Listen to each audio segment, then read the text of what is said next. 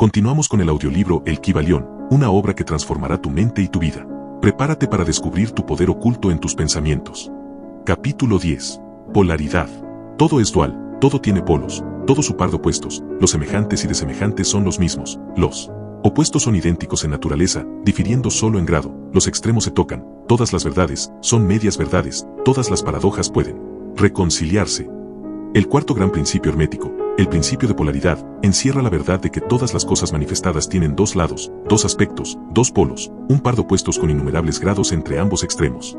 Las antiguas paradojas, que siempre han confundido la mente de los hombres, quedan explicadas si se comprende este principio. El hombre siempre ha reconocido algo semejante a este principio y ha tratado de expresarlas con dichos, máximas o aforismos como los siguientes: todo es y no es al mismo tiempo, todas las verdades no son más que medias verdades, toda verdad es medio falsa, todas las cosas tienen dos lados, siempre hay un reverso para cada anverso, etc. Las enseñanzas herméticas opinan sobre la diferencia que existe entre cosas aparentemente opuestas diametralmente, que es solo cuestión de grado, y afirma que todo par de opuestos puede conciliarse y que la tesis y la antítesis son idénticas en naturaleza, difiriendo solo en grado. La conciliación universal de los opuestos se efectúa reconociendo este principio de polaridad. Ejemplo de este principio pueden encontrarse en todas partes, después de un examen de la naturaleza real de las cosas. El espíritu y la materia no son más que polos de las mismas cosas, siendo los planos intermediarios cuestión de grados vibratorios meramente. El todo y los muchos son los mismos, residiendo la diferencia solamente en el grado de manifestación mental. De manera, pues, que la ley y las leyes son los dos polos de una sola y misma cosa. E igual sucede con el principio y los principios, con la mente infinita y la mente finita. Si pasamos al plano físico encontramos que el calor y el frío son de naturaleza idéntica, siendo la diferencia simple cuestión de grados. El termómetro indica los grados de temperatura, siendo el polo inferior el llamado frío, y el superior, calor. Entre ambos hay muchos grados de calor y frío, pues cualquier nombre que se les dé es correcto. De 2 grados, el superior es siempre más caliente en comparación con el inferior, que es más frío. No hay absolutamente un tipo fijo, todo es cuestión de grado. No hay ningún sitio en el termómetro en el que cese el calor y comience el frío absolutamente. Todo se reduce a vibraciones más o menos elevadas o bajas. Las mismas palabras, elevado y bajo, que nos vemos obligados a usar, no son más que polos de la misma cosa, los términos son relativos. Así sucede igualmente con el este y el oeste. Si viajamos alrededor del mundo en dirección al oriente, llegaremos a un punto que se llama occidente, considerándolo desde el punto de partida. Marchemos suficientemente lejos hacia el norte y pronto nos encontraremos viajando hacia el sur y viceversa. La luz y la oscuridad son polos de la misma cosa, con muchos grados entre ambos. La escala musical es la misma. Partiendo del si en adelante llegaremos a encontrar otro si y así sucesivamente, siendo las diferencias entre los extremos también cuestión de grados. En la escala del color sucede otro tanto, siendo la intensidad vibratoria la única diferencia que existe entre el rojo y el violeta. Lo grande y lo pequeño son cosas relativas. Igualmente lo es el ruido y la quietud, lo duro y lo blando, lo afilado y lo romo. Positivo y negativo son los dos polos de una misma cosa, con innumerables gradaciones entre ambos. Bueno y malo no son cosas absolutas, a un extremo lo llamamos bueno y al otro malo, o bien al uno y mal al otro, de acuerdo con el sentido que queramos darle. Una cosa es menos buena que la que le es superior en la escala, pero esa cosa menos buena, a su vez, es mejor comparada con la que tenga el más o el menos regido por la posición que tenga en la escala. Igual cosa sucede en el plano mental. El amor y el odio son considerados como diametralmente opuestos, completamente diferentes e irreconciliables. Pero si aplicamos el principio de polaridad, encontraremos que no existe un amor absoluto o un odio absoluto, diferentes uno de otro. Los dos no son más que términos aplicados a los dos polos de la misma cosa. Empezando en cualquier punto de la escala, encontramos más amor o menos odio, si ascendemos por ella, o menos amor, si por ella descendemos, y esto es cierto, sin importar nada el punto, alto y bajo, que tomemos como partida. Hay muchos grados de amor y de odio, y existe también un punto medio donde el agrado y el desagrado se mezclan en tal forma que es imposible distinguirlos. El valor y el miedo quedan también bajo la misma regla. Los pares de opuestos existen por doquier. Donde encontremos una cosa, encontraremos también su opuesta, los dos polos. Este hecho es el que permite al hermético transmutar un estado mental en otro, siguiendo las líneas de polarización. Las cosas de diferente clase no pueden transmutarse unas en otras, pero sí las de igual clase. Así, pues, el amor no podrá convertirse en este u oeste, o rojo o violeta, pero puede tornarse en odio, e igualmente el odio puede tornarse en amor cambiando su polaridad. El valor puede transmutarse en miedo y viceversa. Las cosas duras pueden tornarse blandas, las calientes, frías, y así sucesivamente, efectuándose siempre la transmutación entre cosas de la misma clase, pero de grado diferente. Tratándose de un hombre cobarde, si se elevan sus vibraciones mentales a lo largo de la línea miedo-valor, se llenará de valentía y desprecio por el peligro. Igualmente el perezoso puede hacerse activo y enérgico, polarizándose simplemente a lo largo de las líneas de la deseada cualidad. Los discípulos familiarizados con los procedimientos mediante los cuales producen las diversas escuelas de ciencia mental cambios en los estados mentales de sus seguidores, quizás, no comprendan fácilmente cuál es el principio que se oculta tras esos cambios. Pero, no obstante, una vez que se ha entendido el principio de polaridad, se ve inmediatamente que esos cambios mentales son ocasionados por un cambio de polaridad, por un deslizamiento a lo largo de la misma escala. Este cambio no es de la naturaleza de transmutar una cosa en otra completamente diferente, sino que se reduce a un simple cambio de grado de la misma cosa, lo que es una diferencia importantísima. Por ejemplo, y sacando un ejemplo del mundo físico, es imposible cambiar el calor en agudeza o filosidad, pesadez, elevación, etc., pero puede ser fácilmente transmutado en frío, con solo amortiguar la vibración. De la misma manera el odio y el amor son recíprocamente transmutables, así como el miedo y el valor. Pero el miedo no puede transformarse en amor, ni el valor en odio. Los estados mentales pertenecen a innumerables clases, cada una de las cuales tienen sus polos opuestos, a lo largo de los cuales es posible la transmutación. Se comprenderá fácilmente que, tanto en los estados mentales como en los fenómenos del plano físico, los dos polos pueden ser clasificados como positivo y negativo, respectivamente. Así, pues, el amor es positivo respecto al odio, el valor respecto al miedo, la actividad respecto de la inercia, etc. Y también se notará, aún desconociendo el principio de vibración, que el polo positivo parece ser de grado superior que el negativo, pudiendo aquel dominar fácilmente a este. La tendencia de la naturaleza es en dirección a la actividad dominante del polo positivo. Además del cambio de los polos de los propios estados mentales mediante la aplicación del arte de la polarización, el fenómeno de la influencia mental, en sus múltiples fases, demuestra que el principio puede extenderse hasta abarcar los fenómenos de la influencia de una mente sobre otra, de lo que tanto ha sido escrito en los últimos años. Cuando se comprende que la inducción mental es posible, esto es, que los estados mentales pueden producirse por inducción de los demás, entonces se verá cómo puede comunicarse a otra cierta clase de vibración o polaridad, cambiándose así la polarización de la mente entera. La mayoría de los resultados obtenidos mediante los tratamientos mentales se obtienen según ese principio. Por ejemplo, una persona está triste, melancólica y temerosa. Un científico de la mente eleva su propia mentalidad al deseado grado de vibración, mediante su voluntad previamente ejercitada, y de esta manera obtiene la polarización requerida en su propia mentalidad. Entonces, por inducción, produce un estado mental análogo en el otro, siendo el resultado que las vibraciones de este se intensifican y el paciente se polariza hacia el polo positivo de la escala, en vez de polarizarse hacia el negativo, y sus temores, melancolía, etc., se transforman en valor, contento y parecidos estados internos. Un poco de meditación sobre él. El asunto demostrará que esos cambios mentales se efectúan casi todos a lo largo de las líneas de polarización, siendo el cambio más bien cuestión que de clase. El conocimiento de este gran principio hermético permitirá comprender mejor los propios estados mentales, así como los de los demás. Y se verá que esos estados son puramente cuestión de grados, y al comprobar el hecho podrá elevar las vibraciones interiores a voluntad, cambiando su polaridad, haciéndose dueño de sus pensamientos, en vez de ser su esclavo y servidor. Este conocimiento le permitirá además ayudar a otros inteligentemente, cambiando, mediante los métodos apropiados, su polaridad. Es muy conveniente familiarizarse con este principio, porque su comprensión correcta arrojará muchísima luz sobre problemas difíciles y oscuros. Capítulo 11. Ritmo. Todo fluye y refluye, todo asciende y desciende. La oscilación pendular se manifiesta en todas las cosas. La medida del movimiento hacia la derecha es la misma que el de la oscilación a la izquierda. El ritmo es la compensación. El quinto gran principio hermético, el principio del ritmo, encierra la verdad de que en todo se manifiesta una oscilación medida, movimiento de ida y vuelta, un flujo y reflujo, un movimiento semejante al del péndulo, una marea con suba y baja, manifestándose siempre entre los dos polos, los planos físico, mental y espiritual. El principio del ritmo está estrechamente relacionado con el principio de polaridad, descrito en el capítulo anterior. El ritmo se manifiesta entre los dos polos establecidos por el principio de polaridad. Esto no significa, sin embargo, que la oscilación rítmica vaya hasta los extremos de cada polo, pues esto sucede rarísimas veces. En realidad, es muy difícil establecer los opuestos polares extremos en la mayoría de los casos. Pero la oscilación es siempre hacia un polo primero, y después hacia el otro. Siempre hay una acción y una reacción, un avance y un retroceso, una elevación y una caída, manifestándose en todas las cosas y fenómenos del universo. Moles, mundos, hombres, animales, vegetales, minerales, energías, fuerzas, mente y materia, y hasta el mismo espíritu manifiestan este principio. El principio se manifiesta en la creación y destrucción de los mundos, en la elevación y caída de las naciones, en la historia de la vida de todas las cosas y, finalmente, en los estados mentales del hombre. Empezando por las manifestaciones del espíritu, el todo, se verá que siempre hay una emanación, seguida de absorción, la respiración y la aspiración de Brahma, según dicen los brahmines. Los universos se crean, alcanzan el punto más bajo de maternidad y entonces comienzan la oscilación de vuelta.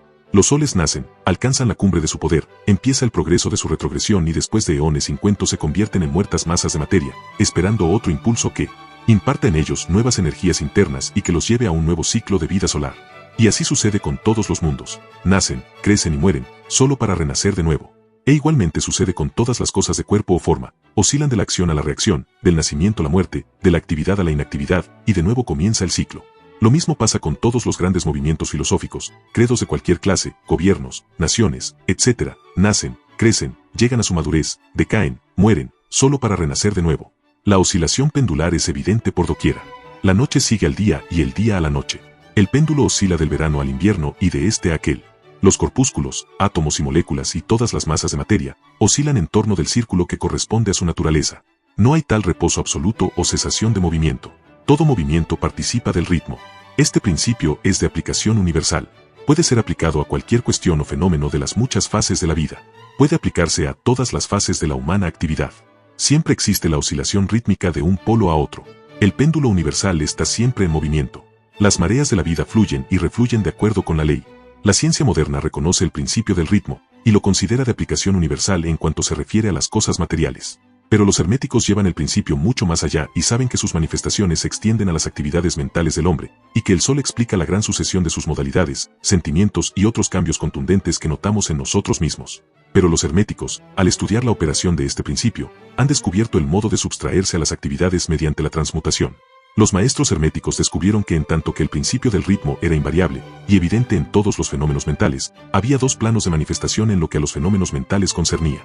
Descubrieron que había dos planos generales de conciencia, el inferior y el superior, y este descubrimiento les permitió elevarse al plano superior, escapando a la oscilación del péndulo rítmico, que se manifestaba en el plano inferior. En otras palabras, la oscilación del péndulo se produce en el plano inconsciente y la conciencia no queda, por consiguiente, afectada. A esta ley la llamaron la ley de la neutralización. Su operación consiste en elevar al ego sobre las vibraciones del plano inconsciente de la actividad mental, de manera que la oscilación negativa del péndulo no se manifieste en la conciencia y no quede uno afectado por ella. Es lo mismo que levantarse por encima de una cosa y dejar que pase ésta por debajo de uno. El instructor o discípulo hermético se polariza a sí mismo en el polo requerido, y por un procedimiento semejante a rehusar el participar en la oscilación retrógrada, o si se prefiere, negando su influencia sobre él, se mantiene firmemente en su posición polarizada, y permite al péndulo mental oscilar hacia atrás en el plano inconsciente. Todo hombre, que en mayor o menor grado, ha adquirido cierto dominio de sí mismo, realiza esto más o menos conscientemente, impidiendo que sus modalidades o estados mentales negativos lo afecten, mediante la aplicación de la ley de la neutralización. El maestro, sin embargo, lleva esto hasta un grado muchísimo mayor de eficacia y proficiencia, y, mediante su voluntad, llega a un grado de equilibrio e inflexibilidad mental casi imposible de concebir por aquellos que se dejan llevar y traer por el péndulo mental de sus sentimientos y modalidades. Todo pensador apreciará debidamente la gran importancia del asunto con solo considerarlo esclavo que, en su mayoría, la gente es de su propio estado de ánimo, sentimientos y emociones y el poco dominio de sí mismo que tienen. A poco que se medite el asunto se comprenderá cuánto nos han afectado en nuestra vida esas oscilaciones del ritmo, como a un periodo de entusiasmo ha seguido un correspondiente periodo de depresión. Igualmente, tenemos periodos de valor, que son seguidos de periodos de desaliento y miedo. Y así sucede con todos o la mayoría por lo menos. Marea de sentimientos y emociones se elevan y caen, pero nunca sospechan la causa de ese fenómeno. Si se comprende la operación de este principio, se obtendrá la clave para dominar esas oscilaciones y uno podrá conocerse a sí mismo mucho mejor, evitando además el dejarse llevar por esos flujos y reflujos. La voluntad es muy superior a la manifestación consciente de este principio, por más que el principio mismo nunca puede ser destruido. Podremos sustraernos a sus efectos, pero, no obstante, el principio obrará. El péndulo siempre oscila, si bien podemos evitar el ser arrastrados por su oscilación. Existen, además, otras particularidades en la operación de este principio del ritmo, de las que vamos a hablar ahora. Dentro de su operación entra lo que se conoce como ley de compensación. Una de las definiciones o significados de la palabra compensación es contrabalancear, equilibrar, y en este sentido se emplea dicho término en la filosofía hermética. A esta ley de compensación se refiere el Kybalión cuando dice, la medida de la oscilación hacia la derecha es la misma que la de la oscilación a la izquierda, el ritmo es la compensación. La ley de compensación es la que hace que la oscilación en una dirección determine otra oscilación en sentido contrario, y así se equilibran mutuamente. En el plano físico vemos muchos ejemplos de esta ley. El péndulo de un reloj oscila hasta cierto punto hacia la derecha y de allí vuelve a oscilar hacia la izquierda a otro tanto. Las estaciones se equilibran unas a otras de la misma manera. Las mareas obedecen a la misma ley. Y la misma ley se manifiesta en todos los fenómenos del ritmo. El péndulo que solo hace una oscilación corta hacia la derecha, hace otra oscilación corta hacia la izquierda. Capítulo 12. Causalidad. Toda causa tiene su efecto, todo efecto tiene su causa, todo ocurre de acuerdo con la ley. Azar no es más que el nombre que se le da a la ley no reconocida. Hay muchos planos de causalidad, pero ninguno escapa a la ley. Si la oscilación hacia la derecha es grande, la oscilación hacia la izquierda lo es igualmente. Un objeto cualquiera arrojado hacia arriba, tiene que recorrer exactamente el mismo camino de vuelta. La fuerza con que se lanza un proyectil hacia arriba se reproduce cuando el proyectil vuelve a la Tierra. Esta ley es constante en el plano físico, como cualquier referencia a la mayor autoridad científica lo corroborará, pero el hermético lo lleva aún más allá, y afirma que los estados mentales están sujetos a la misma ley. El hombre capaz de gozar agudamente, es también capaz de sufrir en igual grado. El que solo es capaz de escaso dolor, tampoco puede gozar más que escaso placer. El cerdo sufre mentalmente muy poco, pero, en cambio, tampoco puede gozar gran cosa, está compensado. Por otra parte, hay animales que gozan extraordinariamente, pero también su sistema nervioso y temperamento los hacen sufrir extremos grados de dolor. Igualmente sucede con el hombre. Hay temperamentos que solo son capaces de muy poco goce, pero entonces solo existe, como compensación, una capacidad para soportar muy poco dolor, en tanto que otros hombres pueden gozar intensamente sufren en igual grado. La regla es que la capacidad para el placer y el dolor en cada individuo está equilibrada. La ley de compensación opera ampliamente aquí también. Pero el hermético va más allá aún en esta materia, y afirma que antes de que uno pueda gozar de cierto grado de placer es necesario que haya oscilado proporcionalmente otro tanto hacia el otro polo del sentimiento o sensación. El negativo en esta materia precede al positivo, es decir, que al experimentar cierto grado de placer no se seguirá que haya que pagarlo, con un correspondiente grado de dolor. Por el contrario, el placer es la oscilación rítmica, de acuerdo con la ley de compensación, originada por un grado de dolor experimentado previamente, bien en la vida actual o en encarnaciones anteriores. Y esto arroja una nueva luz sobre el problema del dolor. Los herméticos consideran la cadena de vidas como continua, como simples puertas de una sola vida del individuo, de suerte que la oscilación rítmica es considerada en esta forma, mientras que no tendría significado alguno si no se admitiera la doctrina de la reencarnación. Pero, además, el hermético sostiene que el maestro o el discípulo avanzado es capaz, en grado superlativo, de rehuir la oscilación hacia el dolor, realizando el proceso de neutralización a que aludiéramos anteriormente. Ascendiendo al plano superior del ego, se evitan muchas de las experiencias que llegan a los que habitan en planos inferiores. La ley de compensación desempeña una parte importante en la vida de los hombres, pues se verá que uno generalmente paga el precio de lo que tiene o le falta. Si se posee una cosa, falta otra, y así se equilibra la balanza. Nadie puede guardarse su centavo y tener al mismo tiempo la torta, todo tiene su lado agradable y desagradable. Las cosas que uno obtiene siempre las paga con las que pierde. El rico posee mucho de lo que al pobre le falta, mientras que el pobre posee cosas que frecuentemente están fuera del alcance del rico. El millonario que gusta de los festines, y que tiene la fortuna necesaria para satisfacer sus deseos y asegurarse la satisfacción de su gula, carece del apetito necesario para gustarlos, y envidia el apetito y la digestión del obrero a quien le falta la fortuna y la inclinación del millonario, gozando más de su sencillo alimento que el millonario sin apetito y con el estómago arruinado. Y así sucede con todo en la vida. La ley de compensación está siempre obrando, equilibrando y contrabalanceando las cosas continuamente, en la sucesión del tiempo, aunque la oscilación del ritmo tarde vidas enteras. Capítulo 12. Causalidad. Toda causa tiene su efecto, todo efecto tiene su causa, todo ocurre de acuerdo con la ley. Azar no es más que el nombre que se le da a la ley no reconocida, hay muchos planos de causalidad, pero ninguno escapa a la ley. El sexto gran principio hermético, el principio de causa y efecto, encierra la verdad de que nada sucede casualmente, que la casualidad es solo un término que indica la existencia de una causa no reconocida o percibida, que el fenómeno es continuo, sin soluciones de continuidad. El principio de causa y efecto está tras todo pensamiento científico, antiguo o moderno, y fue enunciado por los instructores herméticos de los tiempos primitivos. Y si bien han surgido muchas discusiones y disputas entre las varias escuelas de pensamiento, esas disputas han versado especialmente sobre los detalles de la operación del citado principio, y también sobre el significado de determinadas palabras. El inmanente principio de causa y efecto ha sido aceptado como correcto por todos los pensadores del mundo que merecen realmente tal calificativo. Pensar de otra manera sería sacar el fenómeno del universo del dominio de la ley y del orden, relegándolo a ese algo imaginario al que el hombre ha dado el nombre de casualidad. Un poco de meditación evidenciaría que no existe absolutamente tal casualidad. Webster define la palabra casualidad diciendo que es un supuesto agente o modo de actividad diferente de una fuerza, ley o propósito, la operación o actividad de dicho agente, el efecto supuesto de tal agente, un suceso, una cosa fortuita, una casualidad, etc. Pero un poco de meditación demostrará que no puede existir dicho agente casual, en el sentido de algo externo y fuera de la ley, algo aparte de la causa y del efecto.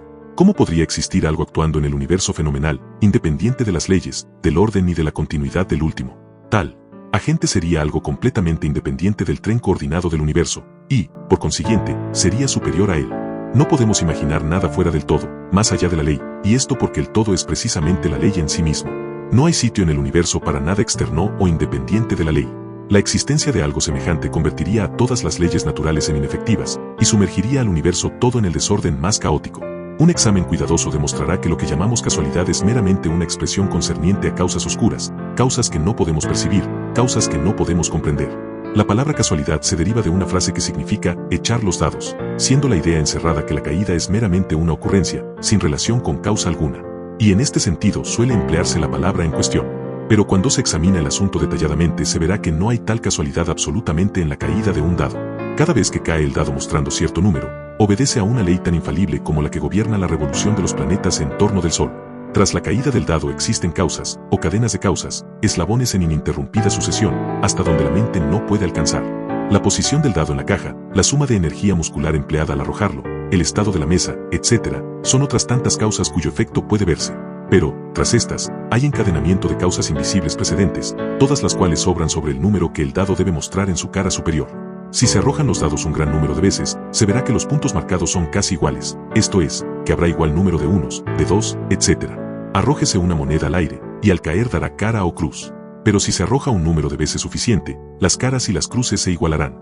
Pero todo cae bajo la operación de la ley de causa y efecto, y si pudiéramos examinar todo el eslabonamiento de causas veríamos claramente que era sencillamente imposible que el dado cayera en otra forma que en la que cayó, bajo las mismas circunstancias y al mismo tiempo. Siendo las mismas causas, se produce siempre el mismo resultado. Toda ocurrencia tiene su causa y su porqué. Nada ocurre sin causa, o, mejor dicho, sin una cadena de causas. Al considerar este principio muchos se quedan confusos, porque no pueden explicar cómo una cosa puede ser causa de otra, esto es, ser la primera creadora de la segunda. En realidad, ninguna cosa puede producir o crear otra. La causa y el efecto residen meramente en los sucesos. Un suceso o acontecimiento es lo que viene, llega u ocurre como consecuencia o resultado de un acontecimiento o evento anterior. Ningún acontecimiento crea otro, sino que no es nada más que el eslabón precedente en la gran cadena coordenada de sucesos que fluyen de la energía creadora del todo. Hay una continuidad de solución entre todos los acontecimientos precedentes, consecuentes y subsecuentes. Existe siempre una relación entre todo lo que ha pasado y todo lo que sigue. Una piedra se desprende de la montaña y se aplasta contra el tejado de una granja situada en el valle vecino. A primera vista parece obra de la casualidad, pero si se examina la materia se encontrará una gran cadena de causas tras ese acontecimiento. En primer lugar estaba la lluvia que ablandó la tierra que sostenía a la piedra, permitiéndole así caer. Antes de esa causa estaba la influencia precedente del sol y de otras lluvias, las que gradualmente fueron desintegrando la piedra de la roca. Antes aún, estaban las causas que contribuyeron o produjeron la formación de la montaña y su elevación sucesiva por medio de las convulsiones de la naturaleza, y así ad infinitum. Además podemos revisar las causas de la lluvia, podemos considerar la existencia del tejado. En una palabra, pronto nos encontraríamos envueltos en un laberinto de causas y efectos del que pronto tendríamos que luchar para escaparnos.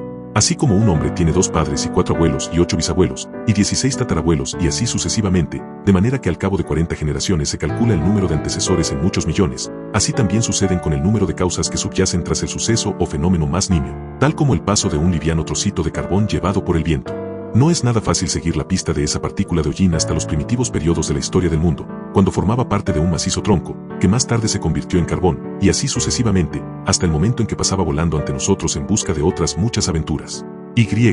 Una poderosísima cadena de acontecimientos, de causas y efectos, la llevó hasta su actual condición, y esta no es más que uno de los tantos sucesos de la cadena, y que seguirán produciendo más y más eventos durante centenares y centenares de años a contar desde ahora. Una de las series de acontecimientos originados por esa partícula de hollín flotante ha sido el escribir estas líneas, lo que ha obligado a un tipógrafo a realizar cierto trabajo. Esto despertará en vuestras mentes ciertos pensamientos, así como en las de los demás, los que a su vez afectarán a otros, y así sucesivamente, hasta donde la mente no puede alcanzar, y todo por el simplismo vuelito de una partícula de hollín, todo lo cual muestra la relatividad y asociación de las cosas y la deducción consiguiente de que nada hay grande ni pequeño en la mente que todo lo creó.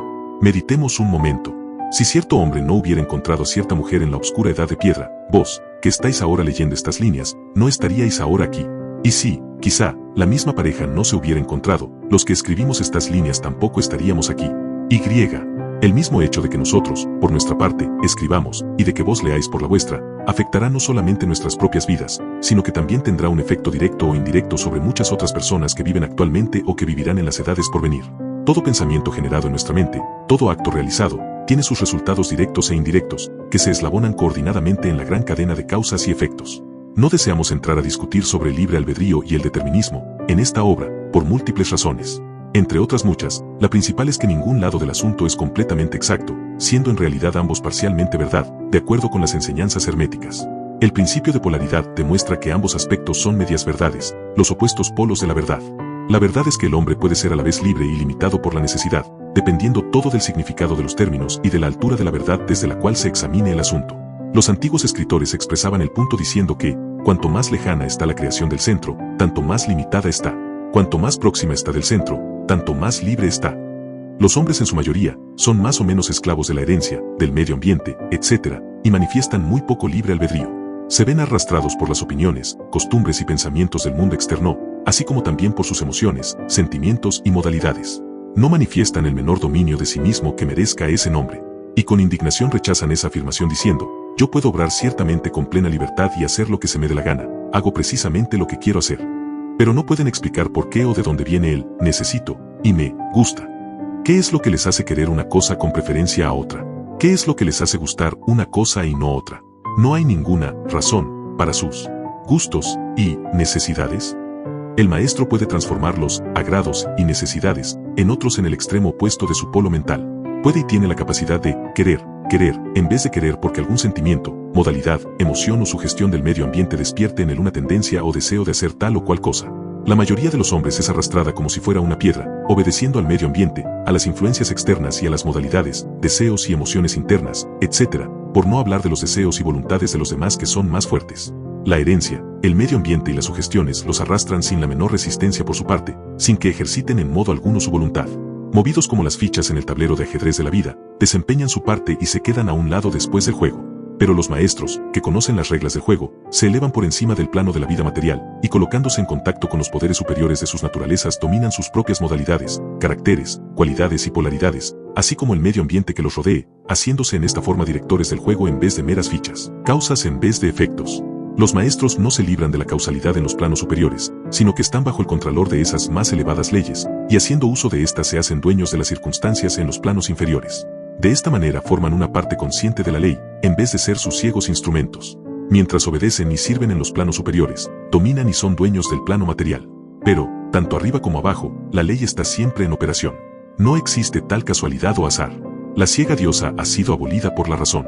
Ahora podemos ver, con ojos iluminados por el conocimiento, que todo está gobernado por la ley universal y que el infinito número de leyes no es más que manifestaciones de la única gran ley, la ley que es el todo. Es, pues, muy cierto que ni siquiera un gorrión deja de estar presente en la mente del todo, que hasta los cabellos de nuestra cabeza están contados, según dicen las escrituras. Nada hay fuera de la ley, nada ocurre en contra de ella. Pero, a pesar de ello, no se vaya a caer en el error de que el hombre es un autómata ciego, al contrario. La doctrina hermética dice que el hombre puede emplear la ley contra las leyes, que lo superior siempre prevalecerá contra lo inferior, hasta que el hombre haya alcanzado aquel estado en el que buscará refugio en la ley misma, y podrá evadirse de todas las leyes fenomenales. ¿Se puede comprender el significado íntimo, interno, de esto? Estamos llegando al final de este audiolibro. Si este viaje resuena contigo, te invito a unirte a nuestra comunidad de buscadores de sabiduría. Suscríbete y activa la campana de notificaciones para no perderte el próximo capítulo de esta exploración transformadora. Juntos desentrañaremos los misterios que nos llevarán a vivir más conscientemente.